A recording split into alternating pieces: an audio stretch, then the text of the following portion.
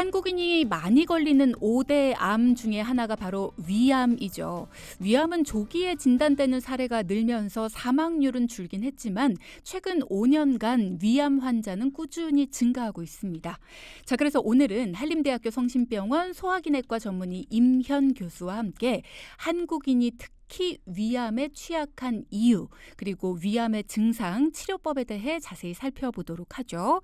자, 궁금한 점 있으시거나 소통하고 싶은 내용이 있으시다면 문자 주시기 바랍니다. 샵 0999 열려 있습니다. 교수님 안녕하세요. 안녕하세요. 네. 자, 지난번에 저희가 위염에 대한 이야기 나눠보면서 다음번에 위암에 대한 이야기 좀 나눠보자라는 이야기 드렸는데 이렇게 함께해 주셔서 감사합니다. 네, 초대해 주셔서 감사합니다. 네, 고맙습니다.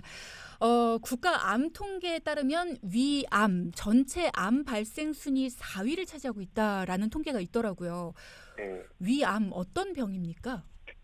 먼저 암이라는 정의를 내려야 될 것 같은데요. 네. 암이라고 하는 것들은 우리나라의 우리 몸에 있는 이제 세포들, 비정상적인 세포들이 통제가 되지 못한, 보통 세포들은 시간이 지나면 자연적으로 퇴화하고 없어지긴 하는데 이 세포들이 비정상적인 세포들이 통제가 되지 못하다 보니까 과다하게 증식되고, 이러한 과다하게 증식된 세포들이 주위에 있는 조직이나 장기를 침입해가서 정상 조직을 파괴되는 상태를 보통 암이라고 간단하게 정의할 수 있을 것 같습니다. 네.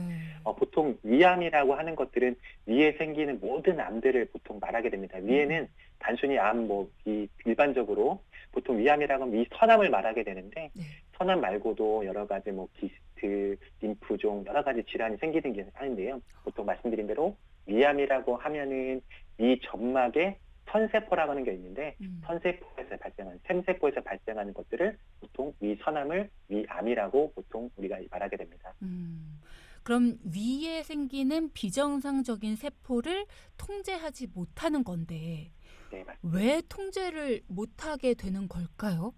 네, 여러 가지 이유가 있겠지만은 이제 저희가 보통적으로 이제 말씀드린 대로 세포라는 것들이 생활사가 있습니다. 활동하다가 점점점 노화가 되고, 그러면서 말씀드린 대로 이게 이제 자연적으로 퇴화가 되고 죽게 되는데, 말씀드린 대로 여러 가지 이유 원인 중에서 특히 우리나라 같은 경우에는 식습관, 그리고 헬리코박터 파일로리 등의 그 감염 등에 의해서 염증이 일으키게 되고, 그러면서 그 세포 내에서 여러 가지 DNA나 여러 가지 물질들이 밖에 가도 변형되면서 그런 것들이 위암으로 보통 진행하게 됩니다. 앞서 이전에 말씀드린 대로 위염이 있다 보면은 네. 염증 때문에 그런 것들이 세포들이 좀 변형하게 되고, 그 변형된 세포들 중에 일부가 아까 말씀드린 대로 비정상적인 세포가 되는 거죠. 근데 대부분의 우리 몸에서는 이러한 비정상적인 세포들을 찾아내고 공격해서 없애는 그런 작용을 하는 세포들이 여러 가지가 있는데, 그런 것들을 통제되지 못하고 벗어나는 경우, 그런 경우에서 통제에서 벗어나는 경우, 그런 것들이 암이 될 수가 있는 겁니다.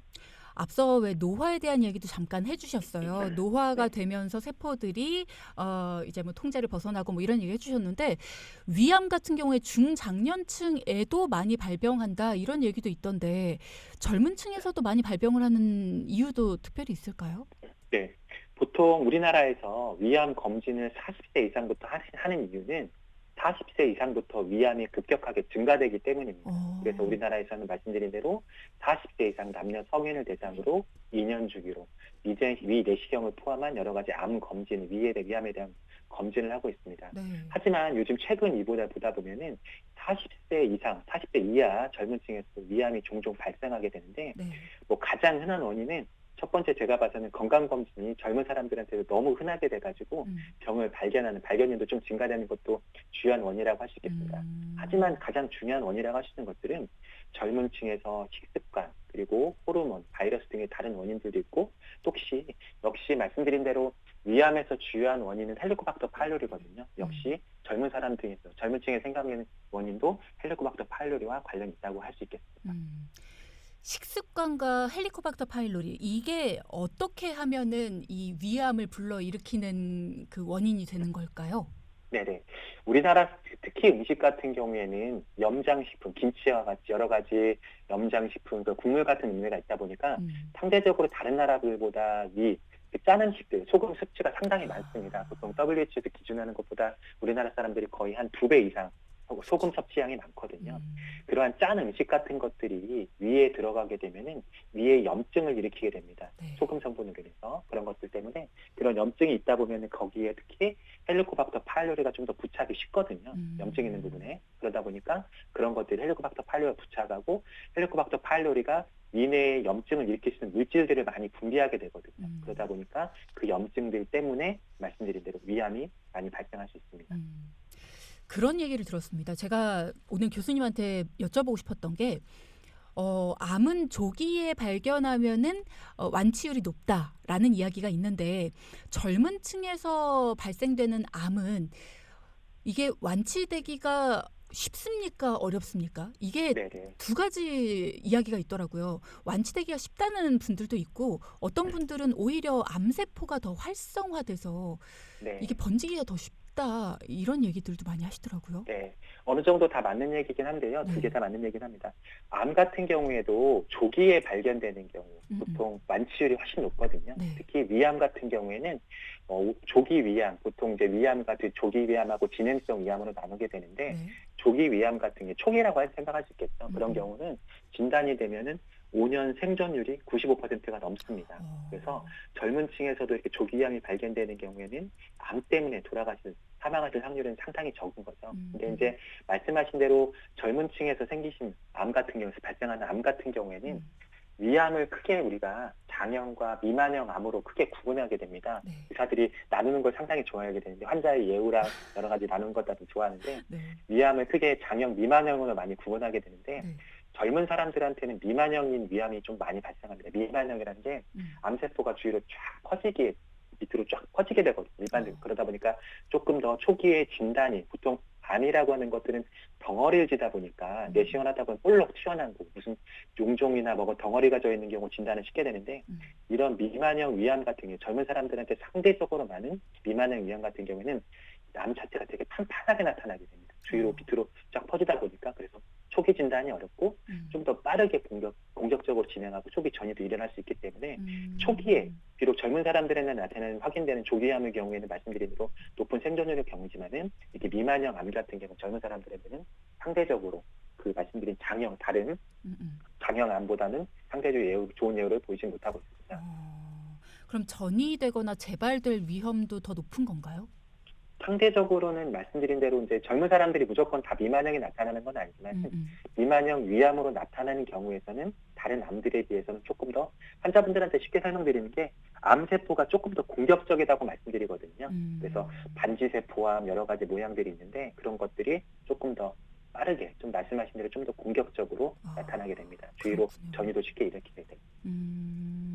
자, 지금 문자창으로 주신 분이 본인의 증상을 적어주셨는데요. 최근에 소화불량과 속쓰림 증상이 자주 나타나고 체중이 감소하고 있습니다. 건강에 이상이 생긴 건 아닌지 걱정이 되는데요. 위암의 초기 증상 그리고 자가 진단 방법을 알려주시면 좋겠습니다. 라는 말씀 주셨네요. 네네. 말씀하신 대로 그 증상 자체, 속쓰림이나 그런 증상들 자체도 하나의 이제 위암의 전조증상 증상처럼 나타날 수가 있습니다. 근데 이제 속쓰림 증상 나타날 수 있는 질환들이 너무 많거든요. 보시면은 역류성 식도질환, 위식도 역류질환부터 해서 그리고 소화성 궤양, 위염에서도 급성 위염에서도 증상이 나타날 수 있고요. 근데 이제 말씀하신 증상 중에 조금 걱정되는 거는 살이 빠지는 것들이 상당히 걱정이 됩니다. 보통 전체 체중의 한 5에서 10% 정도 이상 빠지는 경우는 보통 병적인 체중 감소라고 얘기하는데 그런 경우는 혹시 다른 이유들이 있는지라고 확인해야 됩니다. 특히 이제 위암 같은 상복부 증상이 동반하는 경우 보통 그렇게 얘기를 해야 되고요. 앞서 말씀드린 대로 이제 위암을 나타낼 수 있는 증상이 무엇이냐라고 여쭤보셨는데 특이한 위암만 가지고 있는 특정한 증상은 없습니다. 보통 말씀하신 대로 보통 위가 이제 상복부 증상이 있는 경우 소화가 안 된다든지 그리고 반복적으로 부역질 구토가 있다든지 토열을 한다거나 그리고 이제 대변에서 피가 나온다든지 그런 경우는 특히 살이 많이 빠진다는 경우는 그런 경우는 위암을 의심할 만한 증상이라고 할 수 있겠습니다. 그러면 왜 가족력이 있는 경우에는 암에 대해서 특히나 걱정들을 많이 하시잖아요. 혹시 이 암에 대한 부분 건강검진 2년에 한 번씩 받는 걸로도 충분할까요? 그 위 상태에 따라서 먼저 확실히 처음부터 말씀드리게 되면은 음. 환자가 가지고 있는 위의 상태에 따라서 위험 요인에 따라서 다릅니다. 우리나라에서 지금 국가검진 2년 주기로 하고 있는데 네. 2년 주기를 했을 때 그런 것들이 아직까지는 뭐 저희 나라에서 권고를 하고 있긴 하지만은 그거에 대한 2년 주기 검사에 대한 특별한 근거는 아직까지 많이 부족한 상태입니다. 그래서 저 같은 경우에는 내시경을 보고 환자가 위암이 생길 수 있는 고위험군이다. 말씀하신 대로 가족력이 있다거나 그리고 이전에 위암이 될 수 있는 위선종 같은 걸 내시경 치료했다거나 위암을 내시경 치료했다거나 그리고 또 여러 가지 일을 봤을 때 위축성 위암이 심하고 장상피하생처럼 위암이 생길 수 있는 고위험군 환자분들이라고 하면 그분들한테는 1년 주기를 저는 개인적으로 권하고 있습니다. 아무래도 검사를 좀 짧게 발견하게 되면은 짧은 주기로 2년보다 좀 짧은 주기를 하다 보면은 위암에 생길 수 있는 그 전구병변들을 좀 발견해서 수술을 안 하고 내시경 치료를 하는 경우들이 상당히 점점 늘고 있거든요. 그러다 보니까 위험 환자가 가지고 있는 위의 상태에 따라서 환자가 가지고 있는 위험도에 따라서 검사 주기를 좀 다르게 권고를 하고 있습니다. 위내시경을 매번 해왔는데도 위암이 갑자기 진단될 수도 있습니까? 그렇죠. 그래가지고 당연히 이제 대부분 그런 경우 위암을 위 내시경을 정기적으로 하다 보면은 이제 암을 발견할 수 있겠죠. 당연히 그런 분들이 내시경을 한다는 거는 그런 그 여러 가지 위를 좋게 만드는 게 아니라 그냥 정기 검사를 하는 거잖아요. 그래서 그러다 보니까 발견하는 건데 아무래도 초기에 발견하고 그러다 보니까 앞서 말씀드린 대로 예후가 아주 좋은 조기암을 발견할 확률이 상대로 높아지게 됩니다. 암 인자 검사인가요? 왜 네. 그 유전자가 뭐 있는지 없는지 뭐 이런 것들을 검사하는 그게 이 위암에도 도움이 될까요? 그런 경우를 이제 임상 연구를 통해서 여러 가지 확인하는 경우도 있는 것 같습니다. 하지만 아직까지 우리나라랑 그렇게 이제 위암이 많은 나라에서는 보편적으로 많이 권하진 않고 비용도 그렇고 그런 것들이 효과가 있는지에 대해서는 여부는 확실하지 않습니다. 근데 가족력이 있는 경우 가족성 여러 가지 위암이 가족력이 꾸준하게 있는 그 몰려있는 그런 가족력이 있는 진짜로 뭐 할머니, 할아버지, 엄마, 아빠, 막 동생들까지 다 걸리는 그런 가족력이 있는 경우 있거든요. 근데 상대적으로 우리나라에서는 그런 가족성 위암이 있는 경우는 드뭅니다. 다른 저쪽 그 뉴질랜드나 그런 나라에서 있는 걸로 알고 있는데 그런 분들에서는 여러 가지 말씀하신 대로 유전자 검사를 하는 것이 도움이 되겠지만 우리나라처럼 그런 가족력보다는 다른 원인 때문에 생기는 경우라면은 이런 위암에 대한 여러 가지 유전자 검사하는 것들은 크게 도움이 되지 않고 아직까지 그런 부분에 대해서는 조금 더 추가적인 연구도 필요한 것 같습니다. 그렇군요. 또 증상을 적어주신 분이 있으신데요. 요즘 들어서 배가 많이 더부룩하고요. 특히나 기름진 음식이나 고기를 먹은 후에 증상이 심해집니다. 위 검사를 해봐야 될까요? 라는 말씀 주셨네요. 네네. 보통은 이제 말씀드린 대로 위 내시경 검사, 위 검사를 하는 것들은 위암이 있는지 여부를 확인하려고 하는 건데 보시면은 우리나라가 다른 나라에 비해서 상대적으로 위 내시경이 접근이 쉽고 가격도 싸다 보니까 환자분이 느끼는 거랑 제가 생각하는 거랑 좀 차이가 있을 수 있긴 합니다. 근데 너무 접근이 쉽다 보니까 뭐 불과 몇 달 안 됐는데 와가지고 본인이 이제 증상이 이렇다고 위 내시경을 또 받아야겠다고 하시는 분들이 있거든요. 근데 중요한 거는 환자가 내시경 소견과 환자가 느끼는 증상과는 서로 일치되지 않습니다. 위에 염증이 심해도 위축성 위암이 심하고 장상피하생이 심하더라도 환자는 전혀 증상을 못 느끼는 경우도 있고요. 위는 깨끗한데도 환자분이 이제 증상을 느끼는 막 속쓰림이나 여러 가지 증상을 많이 느끼는 분도 있거든요. 그러다 보니까 특정한 질환에 뭐 궤양이 심하다거나 그런 경우를 제외하고는 대부분은 증상을 받지 않고 그러다 보니까 환자분이 보통 1, 2년에 얼마 되지 않은 그 기간 내에 위내시경을 했다고 그러면 굳이 거기에 대해 추가로 내시경을 하시는 것보다는 뭐 다른 검사를 한다거나 아니면은 병원에 방문해서 약물 치료를 먼저 시도해 보는 것들이 좋은 방법일 것 같습니다. 다른 검사 말씀을 하셨는데 지금 저희 어머니께서 이번에 건강검진을 통해서 복부 초음파를 찍으셨습니다. 내시경은 하지 않으셨는데 위장 내시경을 안 하셨어도 복부 초음파를 통해 암을 잡아낼 수 있나요? 라는 질문 주셨네요. 네. 보통 이제 위장관이라고 해서 위, 대장 그런 쪽, 소장 그런 쪽 같은 경우에는 초음파로 장기를 보기는 상당히 많이 어렵습니다. 그걸로 그래서 때문에 큰 덩어리가 지지 않고서는 이제 암이라는 것들이 그 종괴를 형성하는데 덩어리를 형성하지 않고서는 보기는 상당히 어렵고요. 그런 네. 것들은 대신에 이제 북부 초음파라는 것들은 이제 고형 장기라고 해서 음. 담낭, 췌장 그런 그 심장 같은 그런 장기를 보거든요. 딱딱하게 있는 상대적으로 네. 그런 부분에서 혹시 암이 있는지를 그런 부분에 대한 암은 검사를 할 수 있습니다. 음. 상북부 초음파 같은 경우에는. 아, 그렇군요. 그럼 복부 초음파를 통해서는 뭐 담낭, 췌장, 뭐 네. 신장 이런 곳에 암을 발견하는 거고, 뭐 네. 장이나 위 같은 경우에는 이제 내시경을 통해서 네, 그게 발견하는 가장 거군요. 네. 가장 정확도가 높은 검사라는 거죠. 내시경 검사가. 그렇군요. 위암에 대한 이야기를 오늘 나눠보고 있는데요. 위암의 종류가 딱 하나는 아니잖아요. 앞서도 말씀을 주셨습니다만 네. 그 중에서도 예후가 특히 좋지 않은 암 어떤 거를 꼽을 수 있을까요? 네. 뭐 위암을 나누는 방법들이 정말 많습니다. 앞서 음. 말씀드린 병기에 따라서 조기 위암, 진행성 위암으로 나누고 조직 타입에 따라서 뭐 장형, 미만성 위암으로 나누게 하는데요. 제일 중요한 거는 위암에서 제일 중요한 거는 병기입니다. 그러다 보니까 초기에 발견되는 경우, 조기 위암 같은 경우 말씀드린 대로 초기 암 같은 경우에는 네.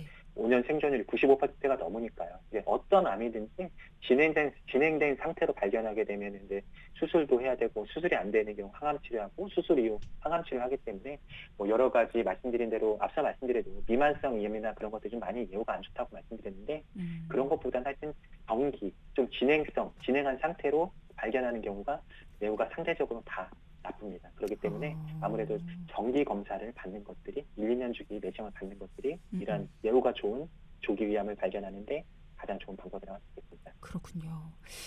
지난번에 이 위암의 원인으로 쭉 말씀 주실 때 헬리코박터 균에 대한 말씀을 많이 주셨어요. 그래서 그때 질문들을 상당히 많이 주셨거든요. 헬리코박터 균과 위암 관련성에 대해서 다시 한번 짚어주시면 좋을 것 같습니다. 네.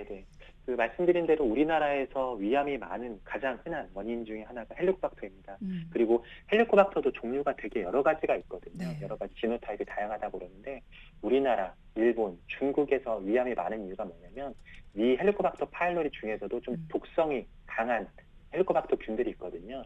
다른 나라에 비해서 우리나라 사람들이 위암이 많은 이유가 공격성이 심한 헬리코박터가 있다 보니까 이렇게 위암이 많이 발생하는 거고 공격성이 심한 위암을 말시키는 고위험군이라는 것들이 이런 것들이 이제 주위에 염증을 일으키고 암을 일으킬 수 있는 여러 가지 독성 물질을 위 강 안에 배출을 하고 세포내를 주입하거든요. 그러다 보니까 염증을 일으키고 이런 것들이 이제 헬리코박터 파일로리가 위 점막을 잘 죽게 붙게 하는 것들이 우리나라 한국 사람들의 특히 식습관 말씀드린 대로 고염식, 짜게 먹고 그런 것들 음식 그리고 음식들이 탄 음식이나 여러 가지 저장 음식 같은 거 많이 먹는 사람들에서 많이 생길 수가 있거든요. 그런 식습관이랑 헬리코박터 파일로리 감염들이 우리나라에서 위암을 일으킬 수 있는 주요한 원인이라고 할 수 있겠습니다.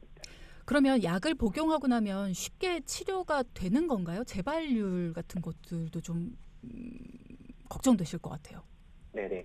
헬리코박터 파일로리 같은 경우에 말하는 저희들이 약발이라고 할 수 있겠는데 약을 먹게 되면 쉽게 균이 잘 죽어야 됩니다. 근데 이제 워낙 균이 옛날에는 초기에는 이 헬리코박터 파일로리가 처음 발견되고 그때는 약을 한 2가지 종류 항생제를 복합해서 한 일주일 정도만 먹어도 균이 한 80-90% 정도 균이 죽었었거든요. 네. 이제 그러다 보는데 요즘은 이제 여러 가지 이제 치료들이 많이 되고 그러다 보니까 특히 항생제를 많이 쓰는 치료를 하게 되면 감염증 다른 감염 질환들 때문에 항생제를 많이 치료하고 먹게 되는데 이런 항생제를 많이 사용하다 보니까 이 균들이 내성이 생겨가지고 요즘 균이 많이 죽지 않습니다. 저희처럼 헬리코박터 파일로리를 연구하고 치료하는 의사들 사이에서는 이게 균이 죽지 않는 내성을 가진 항생제의 내성을 가지고 있는 균들 출현하는 거에 대해서 상당히 많이 걱정을 하고 있고 보통은 이제 1차 치료라는 것들을 하고 있는데 그런 것들 처음 사용하는 것들이 보통 요즘 한 70% 정도 10명 치료하면 한 2-3명 정도 균이 안 죽어서 2차 약제로 넘어가고 그러고 있거든요. 그래서 그런 부분이 상당히 많이 걱정되고 있고 또한 치료를 마치고 나서도 보면은 10명 중에 한두 명 정도는 2-3명 정도는 1년에 100명 중에 한두 명 정도는 1년에 그렇게 재감염되는 분들이 있거든요. 말씀드린 대로 우리나라 주위 사람들에서 헬리코박터 파일로리가 거의 10명 중에 5명, 2명 중에 1명 정도 대충 있기 때문에 그런 분들 통해서 감염이 되는 경우 위험성들이 상당히 많습니다. 그런 부분은 조금 더 치료 후에 재감염이 될 수 있는 위험성을 조금 더 주의가 필요합니다. 만성 위염은 어떨까요? 만성 위염 중에 위축성 위염 그리고 장상피 화생이 위험하다라는 얘기 지난번에 해주셨는데 이게 이제 위암으로 진행될 수도 있다라는 말씀이 조금 걱정이 되는 게 이런 거를 겪으시는 분들도 물론 있으시지만 이제 용종 때문에 고민이신 분들도 있으시거든요. 용종이 나는 매번 건강검진 할 때마다 많이 나온다 하시는 분들이 있으세요. 그럼 그게 이제 위암으로 변질되지 않을까? 이제 진행되지 않을까 뭐 이렇게 걱정하시는 분들 같은 경우에는 어떻게 말씀을 주로 해주십니까? 네, 보통 이제 용종이라고 하는 것들은 위 이제 강 안으로 이제 위 안쪽으로 이제 튀어나온 것들을 다 용종이라고 하거든요. 네. 이제 특정 이제 그 용종 중에서도 암이 될 수 있는 용종들이 있습니다. 특히 이제 선종이라고 하는 것들은 놔두게 되면 한 30% 정도는 언젠가는 이게 위암으로 진행할 수 있는 경우도 있거든요. 그래서 용종이 있다고 해서 무조건 다 치료하고 제거하는 것들은 아니고 네. 말씀드린 대로 조직 검사를 해서 암이 될 가능성이 있는 용종들은 제거를 하고 치료하는 것들이 좋습니다. 그러면 위암으로 판별이 되면 무조건 수술을 해야 되는 건가요? 간혹 가다가 왜 이런 질문을 드려도 되는지 모르겠지만 위암인데 자연에서 왜 먹는 거랑 환경 바꾸는 걸로도 암이 나았다. 뭐 이런 분들도 네. 있으신데 그게 가능한 일인가요? 이제 우선 뒷얘기부터 말씀드리면은 뭐 자연 치료를 하셨다는 것들은 남 얘기입니다. 남 얘기. 본인 얘기가 아니고 암이 진단됐는데 본인 얘기가 아니고 다른 사람 얘기인 거는 그렇죠. 본인하고 해당이 없다고 보시면 됩니다. 음. 암이 있는 경우라면은 당연히 치료를 하셔야 되고 가능한 빨리 음. 너무 뭐 기적을 바랄 수는 없잖아요. 뭐 그런 경우도 있다고는 하시는데 네. 저희는 아직까지 그렇게 본 적은 없고요. 그래서 되도록이면은 치료해야 되고 보통은 통상적으로 이제 이전까지는 위암에서 이제 1차 치료는 가능하다면은 수술을 하는 것들이 가장 먼저 권해드렸고요. 근데 이제 요즘 워낙 기술이 좋아지고 내시경 기구들이 발전하다 보니까 말씀드린 대로 너무 작은 위암들은 이전에 보이지도 않았던 위암들을 저희가 찾아내고 치료를 할 수 있거든요. 네. 아주 조기암 같은 경우에는 저희가 진단되는 게 요즘은 그 조기암의 반절 정도로 저희가 내시경으로 진단되는 조기암의 반절 정도로 내시경으로 해가지고 내시경 점막과 절제술이라고 해서 위벽을 도려내는 시술을 해가지고 완치를 할 수 있거든요. 그런 경우는 기존의 위암과 다르게 위를 살려놓을 수 있는 거죠. 환자분들이 위암 수술하고 나서 가장 걱정하는 게 위를 3분의 2, 뭐 전절제 하는 경우 이제 밥은 어떻게 먹고 어떻게 하냐고 많이 걱정하게 되는데 보통 이제 내시경을 하게 되면은 위를 벽만 살짝 일부를 이제 포뜨듯이 절제를 하다 제거하다 보니까 이 모양이 그대로 있거든요. 그러다 보니까 식사하는 거랑 문제 없고 그렇게 됩니다. 그리고 말씀드린 대로 그러다 보니까 모든 환자들이 다 위암을 수술하는 건 아니고 말씀드린 대로 조기위암 같은 경우에는 위 내시경 절제술 같은 걸 하고 또 아주 병기가 많이 진행하고 진단 단계 좀 안 좋은 경우에는 항암 치료를 좀 먼저 하시는 환자분도 있습니다. 그러면 절제를 한 경우에 식사는 어떻게 하죠 하고 걱정하시는 분들이 있다고 했는데 진짜 식사는 어떻게 하세요? 네, 보통은 위라는 장기는 이제 많이 늘어납니다. 보통 이제 위가 쪼그라들어 있다 보니까 위쪽 다른 부분 이제 잘자는 보통 이제 위 아전절제술이라고 하면 보통 위 3분의 2 정도를 보통 잘라내게 되는데 나머지 3분의 1 부분이 남아있는 부분들이 충분히 작용을 해서 식사를 하게 되고요. 또 전절제를 한다고 하더라도 이제 조금 불편한 부분들은 있겠죠. 환자분들이 이제 음식을 자주 나눠서 소식을 해야 되는 경우들이 있는데 그런 경우는 꼭 위는 하나의 소화를 도와주는 장기입니다. 흡수랑 같은 게 다른 부분에서도 또 흡수도 하고 소화를 시킬 수 있거든요. 이 부분은. 그래서 그런 부분에서 잘 적응을 하시면 겁내지 않고 치료 잘 받으시고 적응하시면 다 괜찮습니다. 네. 의외로 환자분들 잘 다니고 계십니다. 그렇군요. 오늘도 많은 분들에게 고민되시는 부분들을 해결해 주신 것 같습니다. 오늘 위암에 대한 이야기 나눠주셨고요. 내 몸 사용 설명서 시간 소화기내과 전문의 임형 교수와 함께했습니다. 오늘도 감사합니다. 네, 감사합니다. 네, 고맙습니다.